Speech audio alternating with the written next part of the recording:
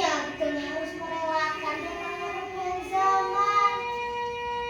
Suka atau tidak, rela atau terpaksa, Nyi Ageng harus menerimanya.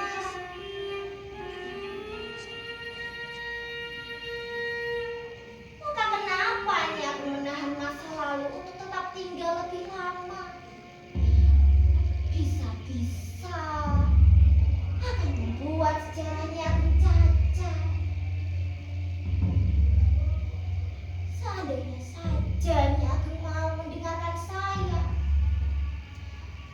Tapi kapan saya bisa berkata-kata pada Nyi Ageng? Kita memang selalu berdekatan. Tapi sesungguhnya jarak kita sangatlah jauh. Sementara di luar sana, Nyi Ageng lebih banyak dikelilingi oleh manusia-manusia jauh yang Nyi Ageng percayai sebagai orang dekat.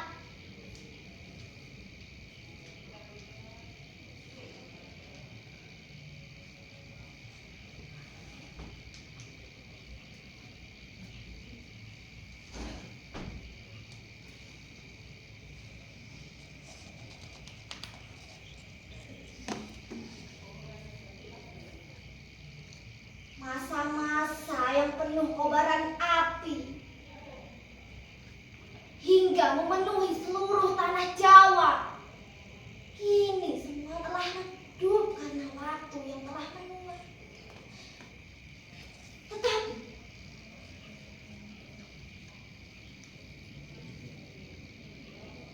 semangat dan keyakinan Nyi Ageng masih tetap hidup menjadi bara di akhir waktunya. Udah lama Nyi Ageng hanya berdiam diri di ruangan ini semenjak perang di Ponegoro telah diserukan berakhir. Meskipun raganya ada di sini, tapi pikirannya tidak. Ia terbang jauh keluar dari keraton ini, menemui para rakyatnya yang sedang berpeluh dan tersungkur karena terkekang dan tertindas.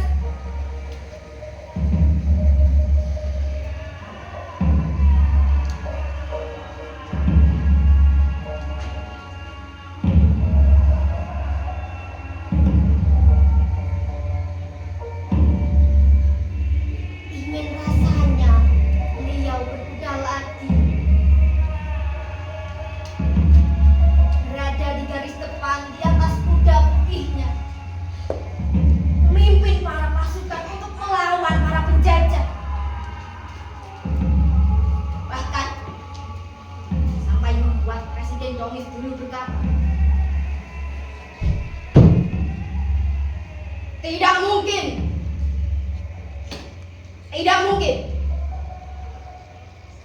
tidak masuk pikiran seorang wanita turut mengangkat senjata, memimpin pasukan, bertempur di medan perang. Hah! Sini tidak ada seorang wanita pejuang Perancis yang mendengungkan kebenaran dan keadilan.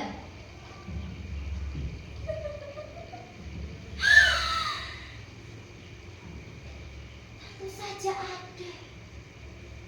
Bahkan banyak. Saya sudah tahu. Tapi kini Ageng hanya berdiam diri di ruangan ini. Sementara di luar sana, rakyat masih terus berjuang meraih kebebasan.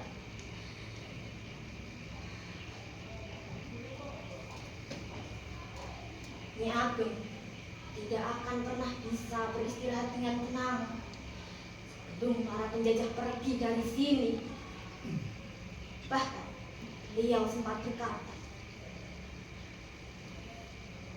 apa arti kehidupan kalau saya hanya mementingkan kepentingan diri sendiri, Om Bani? Katanya, oh, Nyi Ageng dawuh, Nyi Ageng, ada keperluan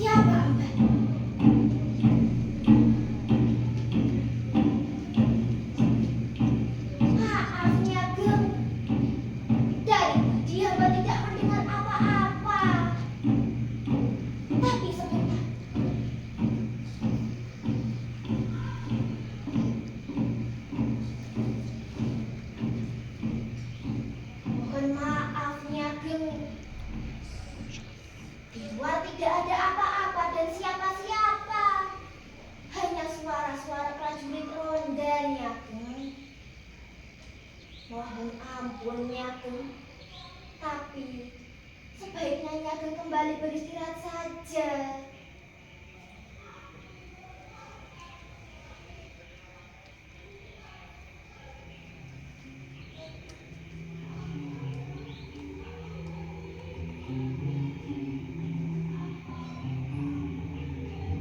Kenapa, Abang?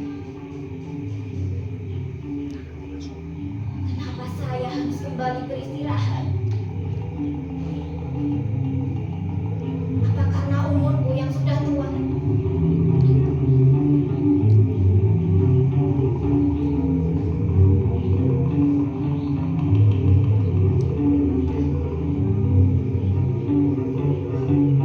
Aku tidak akan bisa beristirahat dengan tenang sebelum para penjajah pergi dari sini dan membebaskan para rakyat dari himpitan pajak dan kerja paksa.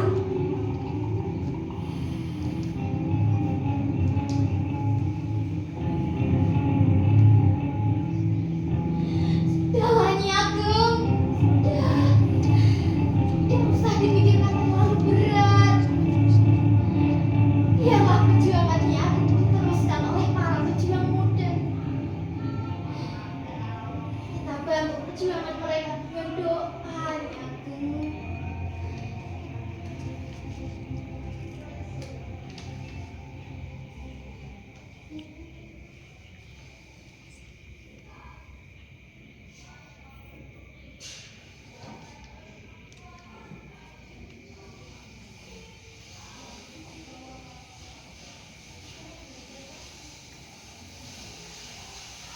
Kenapa Bapak Surya yang semula terang harus redup jika berganti malam? Malam yang gelap gulita dan sunyi. Karena kesunyian itu membuatku merasa was-was dalam kesendirianku.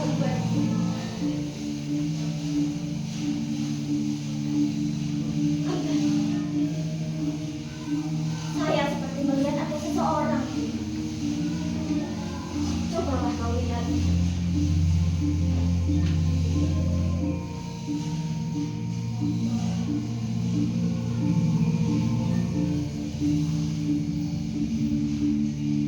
Di luar tidak ada siapa-siapa, Nyi Ageng.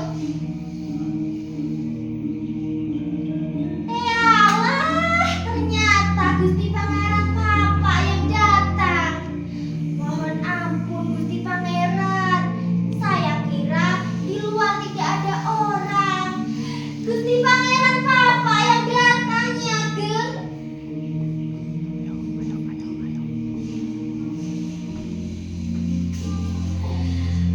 Cukup Papa yang datang. Sini, Ger. Eyang senang sekali bertemu kamu. Eyang sudah rindu sama kamu, Le.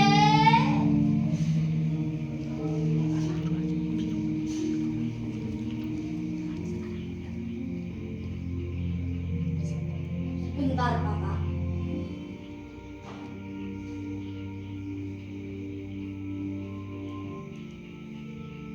Kenapa ada bau yang aneh sejak kamu datang ke sini?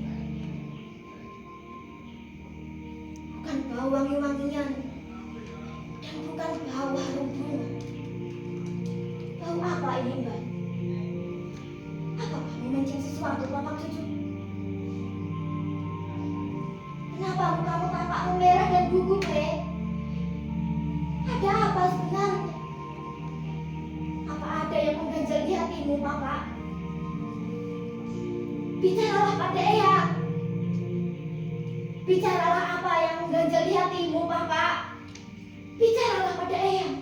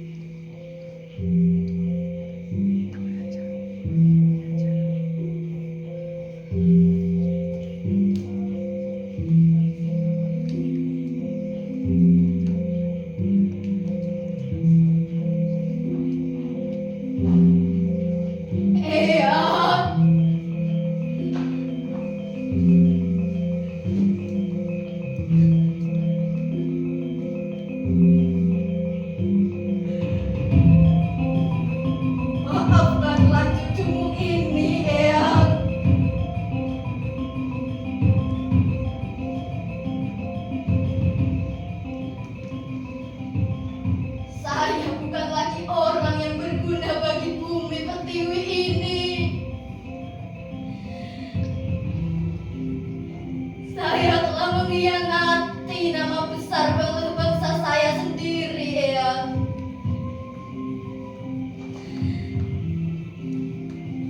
Bau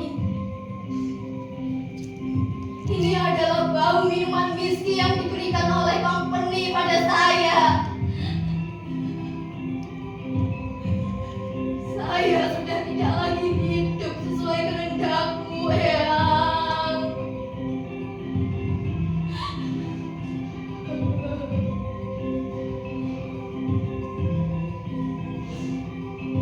Eyang,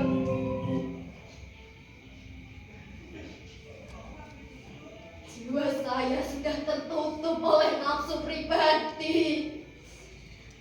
Hanya karena terhasut rayuan kekuasaan dan kekayaan yang diberikan company pada saya.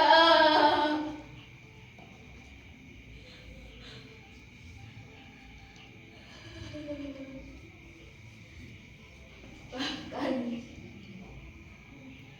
saya telah mengkhianati bangsa kelahiran saya sendiri, Eyang. Semua tindakan saya telah jauh dari seorang sikap priayi.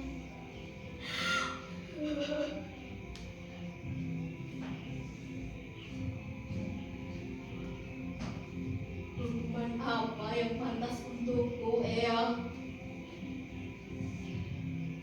Bahkan hukuman mati sekalipun tidak akan cukup untukku.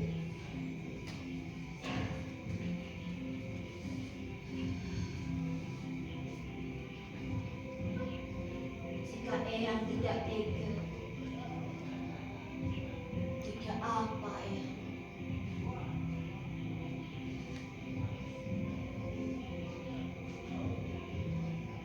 Saya pamit undur diri.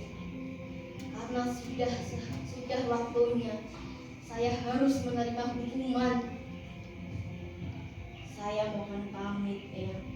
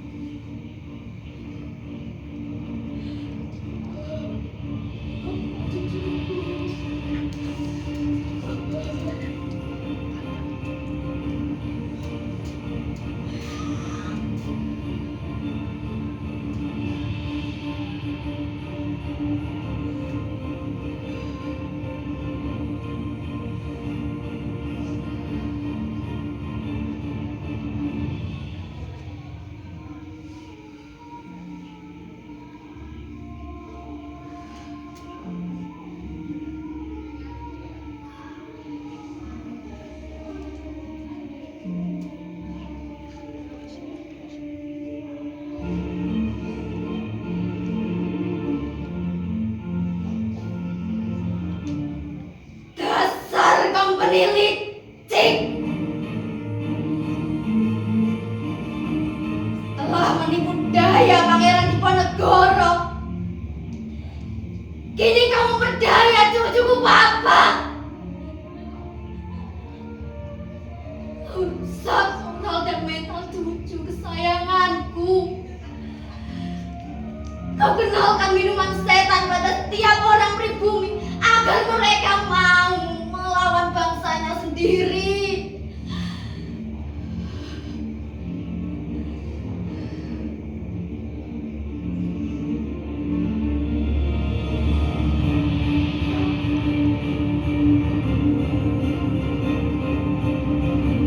Prajurit,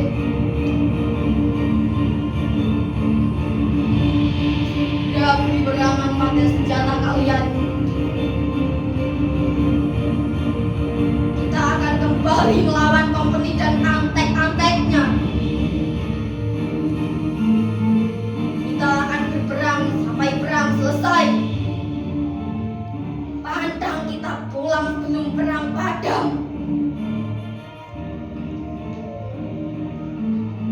Segera tabuh Kiai Bande sebanyak 3 kali sebagai tanda perang. Kita tidak akan mundur sebelum para kompeni pergi dari bumi kita tercinta.